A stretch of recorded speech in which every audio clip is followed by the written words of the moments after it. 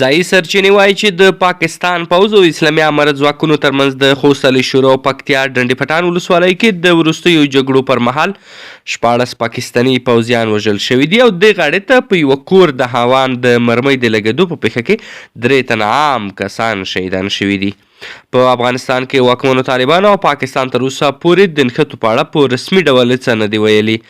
د افغانستان طلوع نیوز نن سهار څه کم 10 بجې خبر ورکړی چې په افغانستان کې د طالبانو د دفاع وزارت سرچینو ورته ویلي سهار وختي خوست او پکتیا کې په پوله د افغان او پاکستاني پولیسو ترمنځ نښته شوې ده.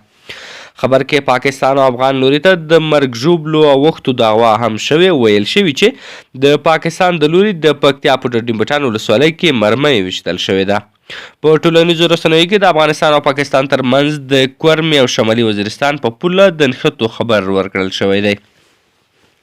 د دې نښتو په خبر په داسې وخت کې ورکړل شوی چې په 24 د ډسمبر افغانستان کې واکمنو طالبانو ویلي وو پکتیا د پاکستان د پکتیکا برمل ولسوالۍ کې بمبار کړی. وزیرستاني کډوال 20 د ماشومان او ښځو په ګډون پکې 50 کسان وژل شوي. طالبانو دغه برید غندلی او ویلي وو چې دغه برید به بې ځوابه پرېنږدي. په افغانستان کې د ملګرو ملتونو مرستندویه ادارې یوناما د پنجشنبې په ورځ ویل باوري ریپورټونه یې ترلاسه کړي چې د افغانستان په پکتیکا ولایت کې د پاکستاني ځواکونو په هوایي حملو کې د ښځو او ماشومانو په ګډون لسګونه ملکي کسان وژل شوي.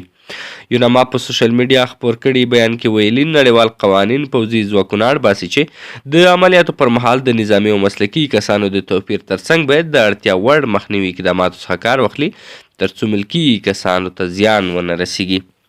د طالبانو د دفاع وزارت وزیر ملا یعقوب مجاهد دغو بریدونو په غبرګون کې ویلي وو د پاکستان واکمنو په پکتیکا کې په بېوزله وزیرستاني مهاجرو بمبار کړی. هغه ویلي پاکستان دا هیڅ توره نه ده کړې باید پاکستان د شوروي یرغل نه عبرت واخلي.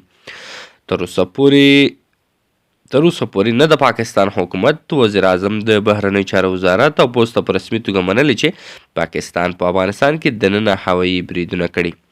خو په 26 د ډسمبر د پاکستان د بهرنیو چارو وزارت ویان ممتاز زهرا بلوچ دومره ویلي وو د پاکستان د افغانستان سره په پوله یې ځینې پیښې شوي دي.